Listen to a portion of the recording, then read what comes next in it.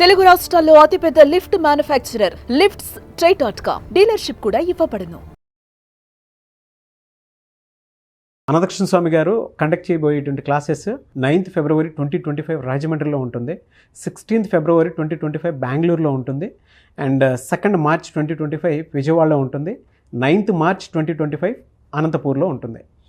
So enrol చేసుకోవాలి అనుకునేటువంటి వాళ్ళు వెంటనే స్క్రీన్ మీద కనిపిస్తున్న నెంబర్కి సంప్రదించండి. నమస్కారం డాక్టర్ శ్రీ ఆచార్య అనంతకృష్ణ స్వామి గారు. నమస్కారం అండి. ఈ వీడియోలో ఏం చెప్తున్నారు, ఎందుకంటే ఈ రోజుకి కూడా ES పాస్ అవుతూనే ఉంటుంది, కానీ ప్రతి దాంట్లోనూ ఒక సరికొత్త సబ్జెక్ట్ని చెప్తూనే వస్తూ ఉన్నారు. ఇవాళ మనీ అట్రాక్షన్కి సంబంధించినటువంటి ఫస్ట్ బ్రాండ్ నేమ్ ఏదైనా ఉంది అని అంటే మనీ మంత్రాకి డాక్టర్ శ్రీ ఆచార్య అనంతకృష్ణ స్వామి గారు. సో ఈ వీడియోలో ఏం చెప్తున్నారు? మనకేంటంటే మన సబ్జెక్ట్లో మనం ఏం చెప్తామంటే కళలు అనేది కనాలి. మనం కళలు కనాలని చెప్తున్నాం. మనం ఎంత వీలైతే అంత కళలు కనాలి, అవి అన్నీ చూస్ చేసుకోవాలి. ఎందుకు కళలు కనాలంటే ఇప్పుడు మీరు ఒక కోరిక ఉండిపోయింది, కామి కానివాడు మోక్ష కామి కాడు అని మాకు చెప్పబడింది. అంటే ఏవైనా సరే కోరికల్ని వాటిని తీర్చేసుకోవాలి మీరు, ఓకేనా? ఇక్కడ విచిత్రం ఏం జరుగుతుందంటే మీరు ఒక కోరిక కనుక మిగిల్చుకున్నారు. ఈ జీవితంలో ఎన్నో కోరికలు మనకు ఉంటాయి, అన్నీ మనం సాధించుకోలేము. ఏదో ఒక కోరిక మిగిలిపోయింది అనుకోండి, ఆ ఒక కోరిక తీర్చుకోవడానికి ఇంకో జన్మ ఎత్తాలి.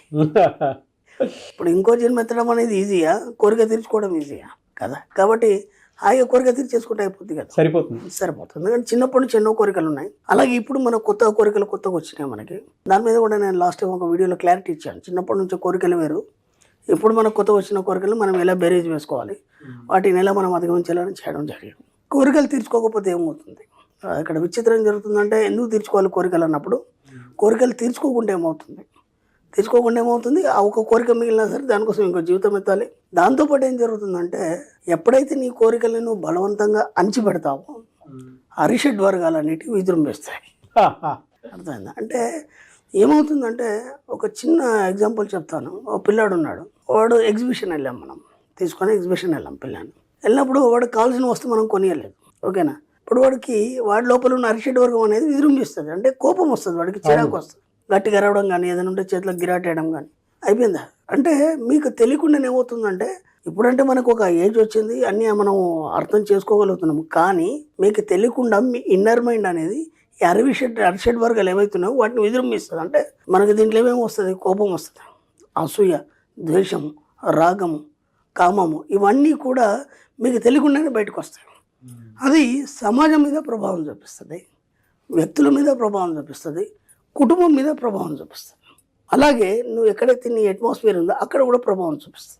మీకు తెలియదు, మీరేమనుకుంటారంటే ఏదో సమయ సందర్భాన్ని బట్టి నేను ఇలా కోపడ్డాను అనుకుంటారు. కానీ ఆ కోపానికి కారణం ఎక్కడో మీ యొక్క కోరిక తీర్చుకోలేదు కాబట్టి అది బయటకు వస్తుంది. ఇప్పుడు కోరికలు తీర్చుకోకపోవడం వల్ల మీకు తెలియకుండానే మీ యొక్క మానసిక స్థితి అనేది ఒక అలజడికి గురవుతుంది. ఎప్పుడైతే అలజడితో కూడినటువంటి మనసు ఏదైతుందో అది ఏది సాధించలేదు. కాబట్టి అలజడి అనేది ముందు తీసేయాలి. అలజడిలో ఈ అరిషడ్ వర్గాలు ఉన్నాయి కాబట్టి ముందు అలజడి స్టార్ట్ అవుతుంది. అలజడిలో సందర్భాన్ని బట్టి ఇవన్నీ కూడా బయటకు వస్తాయి మనకి. కాబట్టి వీలైనంత మట్టుకు ఏం చేస్తారంటే మీ కోరికల్ని హాయిగా తీర్చేసుకోండి. ఎందుకు తీర్చేసుకోవాలి? ఆ కోరిక తీరడం వల్ల ఏమవుతుందంటే మెల్లిగా ఇవన్నీ కూడా మీకు ఎక్కడ ఉంటాయంటే మీ యొక్క అనాహత చక్రమైనటువంటి 4th seal ఉంటాయి అవి. ఇప్పుడు మీరు ఒక్కొక్క కోరిక తీర్చుకున్నప్పుడు ఆ అరిషడ్ వర్గాలన్నీ ఆ యొక్క అనాహత చక్రం నుంచి విసిరివేయబడతాయి. ఒక్కొక్కటిగా విసిరివేయబడతాయి. ఎప్పుడైతే విసిరివేయబడతాయో ఇది ప్యూరిటీ సంతరించుకుంటుంది. ఎప్పుడైతే ఇది ప్యూరిటీ సంతరించుకుంటుందో అప్పుడు మీరు కోరుకునేవన్నీ వచ్చేస్తాయి. ముందు కోరికలు తెచ్చుకునే ప్రయత్నం చేయండి. దాంట్లో ఏమవుతుందంటే మీకున్నటువంటి అరిషడ్ వర్గాలు ఏవైతున్నాయో ఒక్కొక్కటిగా దూరం అయిపోవడం అనేది మొదలవుతుంది.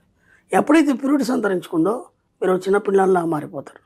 ఎందుకు నేను చెప్తున్నానంటే మొత్తం హోల్ బాడీ చూసుకుంటే, షట్చక్రాలు చూసుకుంటే మనకు కేవలం అనాహత చక్రం మాత్రం మన కోరికలు తీరుస్తుంది. ఎందుకు తీరుస్తుంది అంటే అది ఎప్పుడు ప్రేమతత్వంతో కూడి ఉంటుంది. అందుకే అది హృదయానికి దగ్గరగా ఉంటుంది. మనం ప్రేమను కూడా మనం ఎలా సూచిస్తామంటే హార్ట్ సింబల్తో సూచిస్తాం. అందుకని అది హృదయానికి దగ్గరగా ఉంటుంది. ఎమ్మటే ఏం చేస్తుంది, నువ్వు హృదయానికి ప్రేమతత్వాన్ని అది ప్రసరింపజేస్తుంది. అప్పుడు ఏమైపోతుందంటే నీలో ఒక సాత్వికత అనేది ఏర్పడుతుంది. ఎప్పుడైతే సాత్వికత ఏర్పడుతుందో నువ్వు తత్వమసి అయిపోతావు. అంటే తత్వమసి అంటే నువ్వే అంత, అంటే మొత్తం ఈ సృష్టి అంతా నువ్వే అయిపోతావు. అంటే దేన్ని చూసినా సరే నువ్వు ప్రేమించగలుగుతావు, దేన్ని చూసినా సరే నువ్వు దాన్ని ఆరాధించగలుగుతావు. ప్రతి దాంట్లో నీకు ఒక పవిత్రత అనేది కనిపిస్తుంది. అప్పుడు ఏమవుతుందంటే నువ్వే అనంతంగా మారిపోతావు. ఈ స్థాయికి రావాలంటే మనం ముందు ఏం చేయాలంటే కోరికలు ఏవైతున్నాయో వాటన్నింటినీ తీర్చుకోవాలి. తీర్చుకోకపోతే ఏమవుతుంది, మీలో ఉన్న అరిషడ్ వాళ్ళు కానీ బయటకు వస్తాయి. దానివల్లనే ఇవన్నీ అలజడులు, గొడవలు, హడావుడి ఇప్పుడు సమాజంలో జరిగి ఇవన్నీ కూడా అవే. ఎందుకంటే మనిషికి ఏదైతే లేదో దానికోసం ఫైట్ చేస్తాడు. ఫైట్ చేస్తుంటే కోపం అనే అరిషడ్ వర్గం నుంచి కూడా బయటకు వచ్చింది కదా. సరే పక్క వాళ్ళు ఏదో కొనుక్కున్నారు, నీకు లేదు, దాని మీద నీకు కోరిక వచ్చింది, ఈర్ష్య వచ్చిందా లేదా? అవునా కదా. ఈర్ష్య, అసూయ, ద్వేషం. ద్వేషం దేనికి వస్తుంది? మన దగ్గర లేని దానికోసం ఎదుటి వాళ్ళ దగ్గర ఉన్నప్పుడు, వాళ్ళు లాక్కున్నప్పుడు మనకు వస్తుంది. అంటే నీ దగ్గర ఉన్నదాన్ని నువ్వు కోల్పోతున్నావు కాబట్టి నీకు ద్వేషం వస్తుంది. ఇలా ప్రతిదీ కూడా ఈ అరిషడ్ వర్గాలతో మన సబ్జెక్ట్కి చాలా ముడిపడింది. వీలైనంత కోరికలు తీర్చుకోండి, హాయిగా ఎంత వీలైతే అంత సంపాదించండి. ఈ కోరికలు తీర్చుకోవాలంటే ముందు నువ్వేం చేయాలంటే సంపాదించాలి. నువ్వు ఎంత సంపాదిస్తే అంత తొందరగా ఈ కోరికలను తీర్చుకోగలుగుతావు. కాబట్టి ముందు మనం దేని మీద దృష్టి పెట్టాలి? కోరికలు తీర్చుకోవడం కాదు, డబ్బు మీద దృష్టి పెట్టాలి. కాబట్టి ఒకదానికి ఒకటి ఇలా ముడిపడింది కాబట్టి వీలైనంత డబ్బు సంపాదించండి. ఆ డబ్బు సంపాదించి ముందుగా మీకు ఇప్పటివరకు ఏవైతే కోరికలు ఉన్నాయో, అంటే చిన్నప్పటి నుంచి ఇప్పటివరకు ఎప్పటి నుంచో అనుకుంటున్నారు నేను ఏదో చేయాలి, లేకపోతే ఏదో కొనాలి, లేదంటే ఒక కొత్త ప్రదేశానికి వెళ్ళాలి, ఇట్లాంటి ఎప్పటి నుంచో ఉన్నాయి కదా మనకి. ముందు డబ్బు రాగానే ముందు ఆ పనులు చేయండి.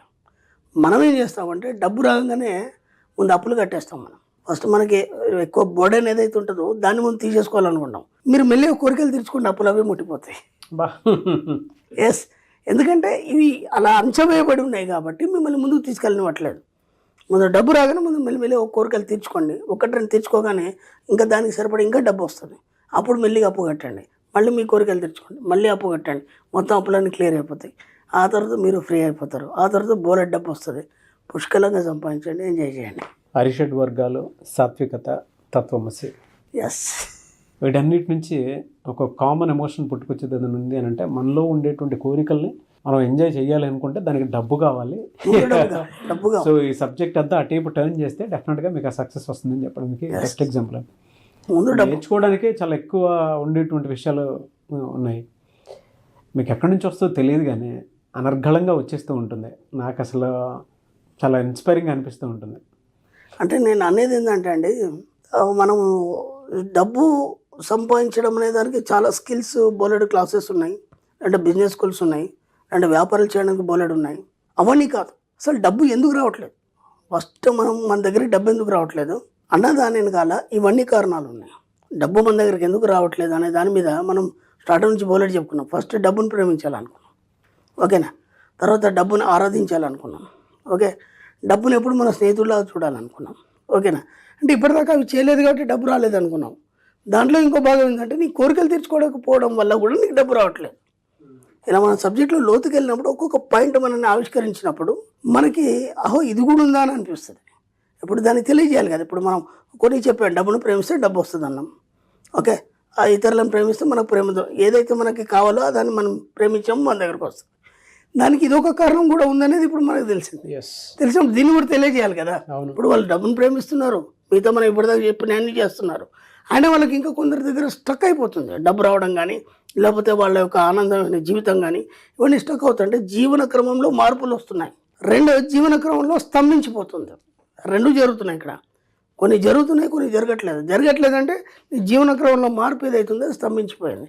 ఎందుకు స్తంభించిపోయిందని మనం లోతులోకి వెళ్ళినప్పుడు సబ్జెక్ట్లోకి ఇదొక కారణం అనమాట. ఎందుకంటే నువ్వు కోరికలు తీర్చుకోకపోవడం వల్ల నీకు తెలియకుండా నీ మానసిక స్థితి నీలో ఉన్న అరిషడ్ వర్గాల్ని ఉత్తేజపరుస్తుంది.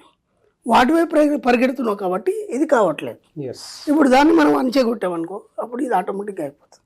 అది నేను చెప్పే అన్బిలీవబుల్ ఎగ్జాంపుల్ అండి అసలు. Thank you thank you so much doctor Shri Acharya Anantakrishna Swami గారు. Thank you.